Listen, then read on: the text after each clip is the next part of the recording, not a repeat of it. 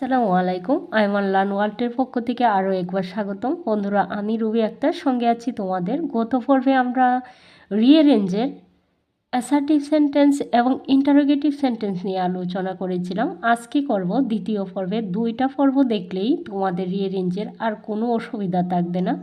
রিঅ্যারেঞ্জে তোমরা A to Z পর্যন্ত cover করতে পারবা। দেখো, অ্যাসার্টিভ এবং ইন্টারোগেটিভ সেন্টেন্স নিয়ে আলোচনা করেছিলাম। আজকে করব ইনফারেটিভ, অবজেক্টিভ এবং এক্সক্লামেটরি সেন্টেন্সের কী করে রিঅ্যারেঞ্জ করা যায় এবং কিভাবে চিনতে হবে। দেখো, ইনফারেটিভ চিনার উপায় হচ্ছে বাক্যে সাবজেক্ট উল্লেখ থাকবে না, বাক্যে সাবজেক্ট উল্লেখ থাকবে না, শেষে ফুল স্টপ থাকবে। তাহলে আমি সাবজেক্ট প্রথম পর্বটি যারা দেখোনি তারা দেখে আসবা, তা না হলে এই পর্বটি বুঝতে একটু অসুবিধা হবে। সাবজেক্টটি কী, ভার্ব কী আমি আলাদা করেও বুঝিয়ে দিয়েছি আর প্রথম পর্বে বুঝিয়ে দিয়েছি। অবশ্যই দ্বিতীয় পর্বটি যারা দেখছো তারা প্রথম পর্বটি দেখে আসবা। দেখো, আমি একদম লো লেভেল থেকে হাই লেভেল পর্যন্ত কথা চিন্তা করে আমি ক্লাস 5, 4, 6, 7 তারাও যেন এই রিঅ্যারেঞ্জটা দেখলে তাদেরও যেন বোধগম্য হয়, সেজন্য তাদের কথা চিন্তা করেও আজকের আয়োজনটি। দেখো, স্ট্রাকচারটা হবে, যদি ইনফারেটিভ সেন্টেন্সের স্ট্রাকচারটা কীভাবে হবে, ভার্ব, তারপরে থাকবে অবজেক্ট। এইখানে কিন্তু সাবজেক্ট উল্লেখ থাকবে না, স্ট্রাকচারটা হবে ভার্ব এবং সাবজেক্ট। আর চেনার উপায় হচ্ছে সাবজেক্ট উল্লেখ থাকবে না, লাস্টে থাকবে ইনফারেটিভ সেন্টেন্স, তাহলে আমরা বুঝবো সেটা ইনফারেটিভ সেন্টেন্স। ঠিক আছে, দেখো এইখানে দেয়া আছে, এলোমেলো করে দেয়া আছে দ্য ডোর ওপেন। ঠিক আছে, সেটাকে আমাকে কি করতে হবে, সাজিয়ে লিখতে হবে। তাহলে আমি প্রথম কি নিয়ে আসবো, ভার্ব, তারপরে কি নিয়ে আসবো, অবজেক্ট। এইখানে তো সাবজেক্ট উল্লেখ থাকবে না, সেটাই হচ্ছে ইনফারেটিভ সেন্টেন্স। এখন তার রিঅ্যারেঞ্জটা আমাকে কি করে করতে হবে। তাহলে এইখানে ভার্বটা কি, ওপেন, তাহলে ওপেনটা আমি আগে নিয়ে আসলাম, the door, open the door. দাটা কিসের আগে বসবে, অবশ্যই নামের আগে বসবে, ডোরের আগে বসবে, সেজন্য ডোর দা তো দিতে পারবা না। তাহলে ওপেনটা যেহেতু আমি আগে নিয়ে আসছি, তাহলে ডোরটা হচ্ছে আমার অবজেক্ট, তাহলে the door, open the door, আর্টিকেলটা দার আগে, ডোরের আগে বসবে। ঠিক আছে, দেখো কত সহজে আমরা সাজাতে পারছি। প্রথম কি, ভার্ব। তাহলে প্রথম যদি ভার্বটা হয়, এখানে আমাকে খুঁজে নিতে হবে ভার্ব কোনটা। তাহলে ভার্ব হচ্ছে ওপেন, তারপরে দ্য ডোর, দরজাটি খুলো। তাহলে খোলাটাই হচ্ছে কোনো কিছু হওয়া, করা বোঝালে সেটা হচ্ছে ভার্ব, সেটা হচ্ছে ভার্ব। তাহলে আমরা ইনফারেটিভ সেন্টেন্স কীভাবে রিঅ্যারেঞ্জ সাজানো যায় সে জিনিসটা বুঝলাম। সূত্রটা হচ্ছে এই সূত্রটা তোমাকে মুখস্থ করতে হবে, ভার্ব তারপরে অবজেক্ট। ঠিক আছে, এবার আসবো আমরা আরেকটা স্ট্রাকচার আছে, যে যদি আমাদের ইনফারেটিভ সেন্টেন্সে always, please, do not, kindly, let us, let me এইগুলা ছাড়াও যদি মেন ভার্ব এবং অবজেক্ট ছাড়াও যদি আমাদের এই সেন্টেন্সটা গঠন হয় always, please, do not, kindly, let us, let me, let her ইত্যাদি দ্বারা যদি তাকে বাক্যের প্রথমে বসবে, বাক্যের প্রথমে অথবা শেষে। আমি এইখানে একটা স্ট্রাকচার দেওয়ার কথা ছিল, তোমাদের দেইনি। আচ্ছা, আমি দিতেছি, 1 মিনিট। আচ্ছা, যদি এগুলি থাকে তাহলে এই যে স্ট্রাকচারটা আছে সেই স্ট্রাকচারটাই আমি ফলো করব, এই সূত্রটাই আমি ফলো করব। আর প্রথমে আমি যদি please, do not, kindly, let us, let me, let her এগুলা থাকে, তাহলে আমি বাক্যের প্রথমে এগুলাকে নিয়ে আসবো, বাক্যের প্রথমে এগুলাকে নিয়ে আসবো। দেখো, এখানে আছে in the sun run do not. ঠিক আছে, সান রান ডু নট, তাহলে এখানে স্ট্রাকচারটা কি, তোমাদের ভার্ব, তারপরে কি, অবজেক্ট।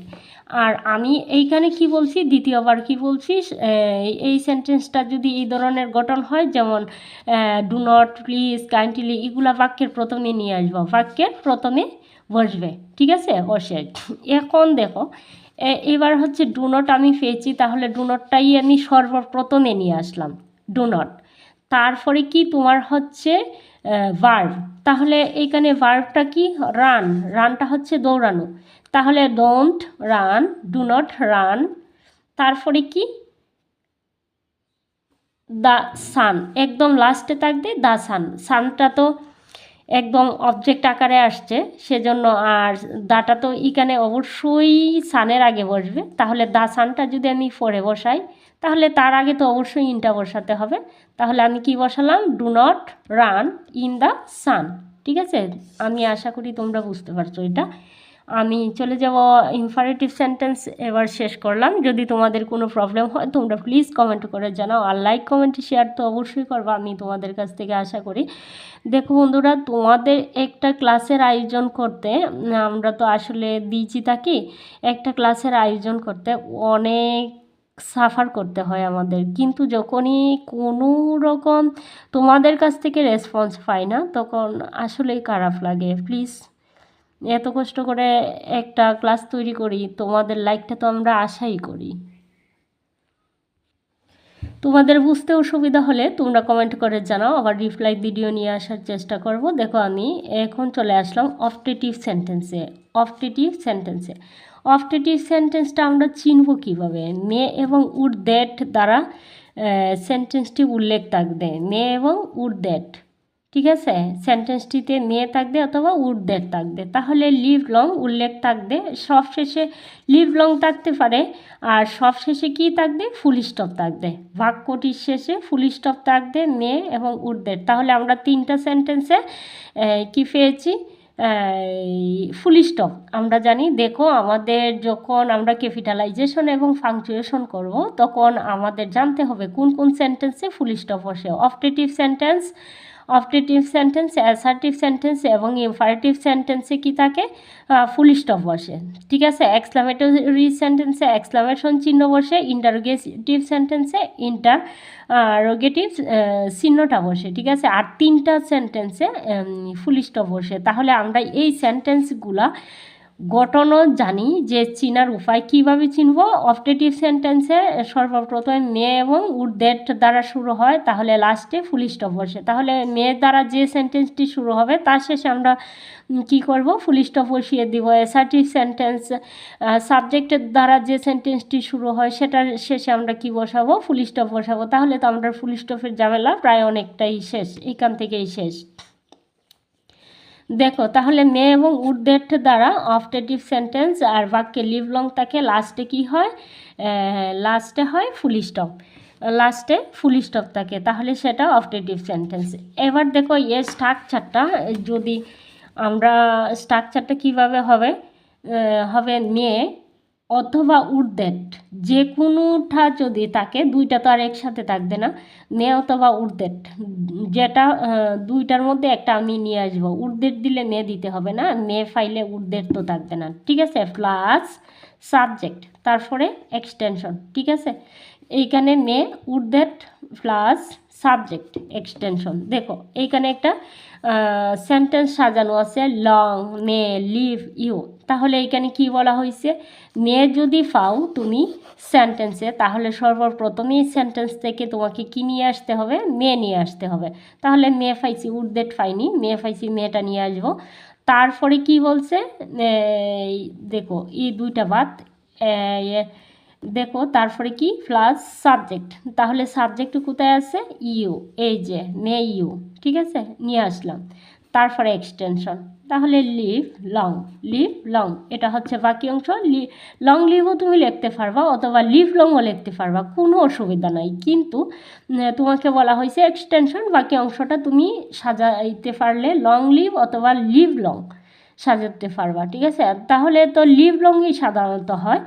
তারপরে কি করব, আমরা ফুল স্টপ দেব। আমি আশা করি অপটেটিভ সেন্টেন্সও তোমরা ভালোভাবে রিঅ্যারেঞ্জটা করে নিতে পারবা। এবার আমরা যাব এক্সক্লামেটরি সেন্টেন্স কিভাবে সাজাতে হয়।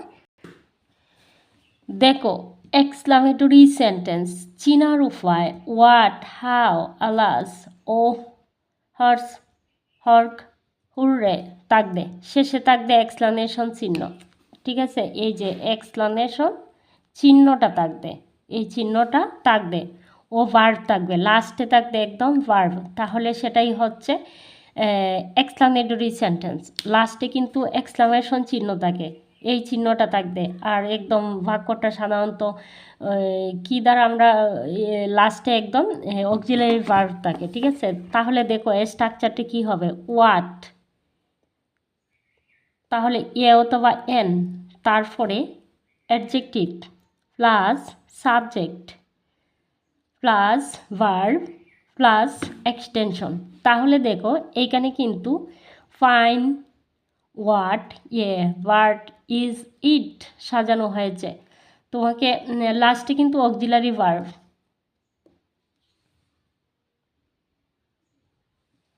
একদম লাস্টে অক্সিলারি ভার্ব সেটা দেওয়া হয়নি। হ্যাঁ ঠিক সাজানো আছে। আমরা তাহলে লাস্টে এক্সটেনশন দিয়ে দিব। দেখো এখানে fine, what, what is it, এখানে এক্সক্লামেশন চিহ্ন, এই চিহ্নটা এলোমেলো হয়ে গেছে, এক্সক্লামেশন চিহ্ন। তাহলে এইখানে তোমাকে সর্বপ্রথম কি বলা হয়েছে, হোয়াট। তাহলে হোয়াট আছে বাক্যের কোথায়, এই সূত্রটা তোমাকে স্ট্রাকচারটা মুখস্থ করতে হবে। এই স্ট্রাকচারটা মুখস্থ না করে যদি বলো যে আমি এক্সক্লামেটরি সেন্টেন্স গঠন করতে পারি, এর রিয়ারেঞ্জ গঠন করতে পারি, দেখো রিয়ারেঞ্জ করতে গেলে আমরা যে মুখস্থ করি এই বিষয়টা তোমরা ভুলে যাও। এটা করলে তোমরা জীবনেও কোনো কিছু বুঝবা না ও পারবা না। কিন্তু যেটা রিয়েল শিক্ষা সেটা হচ্ছে তোমাদের এই সূত্রগুলা, এই স্ট্রাকচারগুলা, এই সেন্টেন্সগুলা বুঝতে হবে, বুঝেই তোমাদের যে রিয়ারেঞ্জটা করতে হবে। আমাদের অনেক টিচাররা আছে যে এলোমেলো বাক্যটা সাজানোটা শেখায়, কিন্তু কিভাবে সাজাতে হয় তারা নিজেও জানে না, অনেক টিচাররা নিজেও জানে না। তোমাদের কি শেখাবে, দেখো প্রথমে আমরা কি নিয়ে আসবো, ওয়ার্ড। তাহলে ওয়ার্ডটা কোথায় আছে, ওয়ার্ডটা বাক্যের কোথায় আছে, এই নিয়ে আসলাম ওয়ার্ড। তারপরে কি আছে, এ অথবা এন, তাহলে কোথায় আছে, এ অথবা এন আছে এখানে, এই যে এ পেয়েছি, তাহলে এটা নিয়ে আসবো। তারপরে অ্যাডজেক্টিভ, অ্যাডজেক্টিভ কোথায় আছে, ফাইন, ফাইনটা হচ্ছে কোনো কিছু গুণ, দোষ, এগুলা হচ্ছে অ্যাডজেক্টিভ। তাহলে ফাইন, ফাইন মানে হচ্ছে ভালো। তাহলে এই ফাইনটা নিয়ে আসলাম, ঠিক আছে, আমি অ্যাডজেক্টিভ নিয়ে আসলাম। তারপরে অ্যাডজেক্টিভের পরে কী আছে, সাবজেক্ট। তাহলে সাবজেক্টটা কোথায় আছে, ভার্ব, এই ভার্বটা হচ্ছে সাবজেক্ট। তাহলে আমি নিয়ে আসবো সাবজেক্ট। তারপরে আমি তো তোমাদের লাস্টে বললাম যে লাস্টে থাকবে কি, ভার্ব, অক্সিলারি ভার্ব। তাহলে ইটটা নিয়ে আসতে হবে, সাবজেক্টের পরে কি নিয়ে আসবো, ইট। তারপরে হচ্ছে বাক্যের লাস্টে যেটা এক্সটেনশন, এক্সটেনশন এইখানে আমার আর কিছু নাই, অক্সিলারি ভার্ব, ঠিক আছে। এইখানে আমি অক্সিলারি ভার্ব দেওয়ার কথা। তারপরে এক্সটেনশন বলতে এটাই বোঝানো হয়েছে যে অক্সিলারি ভার্ব, অক্সিলারি ভার্ব আর সাবজেক্টের পরে অক্সিলারি ভার্ব না, বাক্যের শেষে কিন্তু লাস্টে কিন্তু অক্সিলারি ভার্ব বসবে। তাহলে তোমাদের কি বলা হয়েছে, এক্সটেনশনটা পরে, এক্সটেনশন এইখানে হচ্ছে এক্সটেনশন, ঠিক আছে। তারপরে হচ্ছে অক্সিলারি ভার্ব, আমি অক্সিলারি ভার্বটা লাস্টে নিয়ে আসবো।